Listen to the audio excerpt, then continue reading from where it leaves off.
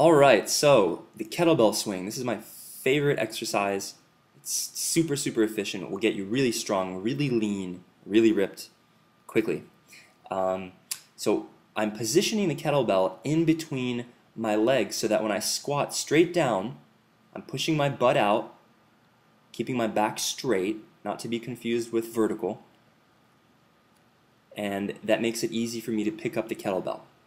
So now I'm doing the swing, and notice in my form that I'm sitting back with my butt. I'm sitting back with my butt. I'm not squatting straight down. I'm also looking up, and I'm tensing the muscles of my butt and of my legs every time I pop my hips forward. Pop. Pop. I'm also tensing my lats, but I'm not so much tensing my arms because it's a very, very efficient movement, and I'm going to do it again here in a second.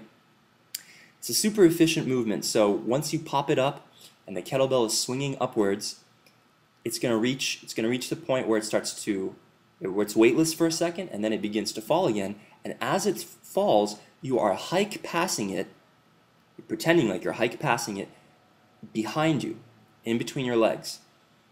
And this sets you up to pop your hips forward again. So there is a technical element to this movement, and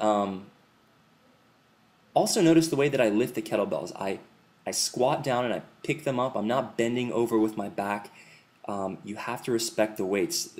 This kettlebell is 35 pounds, 19 kilograms, and the other one is 55 pounds, and you are more likely to get hurt trying to lift a smaller weight incorrectly than a larger weight correctly. Okay, now I'm squatting again. Notice I'm pushing my butt out, head is up, back is straight, straight lift. Now I'm going to hump the kettlebell just a little bit to get momentum going with my hips, and now I tighten up my butt and I pop with the hips. And when you pop forward, you want to tense the muscles of your legs as hard as you can, and also your abs.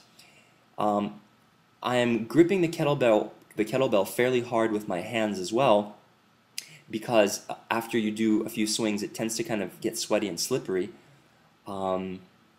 But other than that, I'm not using my arms to guide the kettlebell at all. It's all in the hips.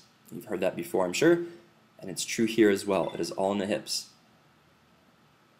Now you're going to see in the next clip, following this one, that I'm tracking my knees to my feet. You're going to see the form from the front. Okay, so again, notice the way I pick up the kettlebell very respectfully, because you can't hurt your back if you do it incorrectly. Now, I'm trying to get the kettlebell in between my legs so that if I squat straight down, I can simply pop my hips forward to lift it up. There, I'm just pushing my hips forward. Now I hump the kettlebell a little bit to get momentum going with my hips. Okay, just adjusting there a little bit. Now I pop forward, pop, pop. Notice that my knees are aligned with where my feet are pointing. They're pointing on the same straight line. This is called tracking your knees with your hips, and super, super important. My legs are not bowing out. It kind of looks that way because of the front perspective, but in the side perspective you saw that I'm sitting my butt back rather than bowing my legs out. And I'm looking up and I'm exhaling on the upswing. Now you can exhale on the downswing, it's up to you, but this just feels natural for me, and both work quite well.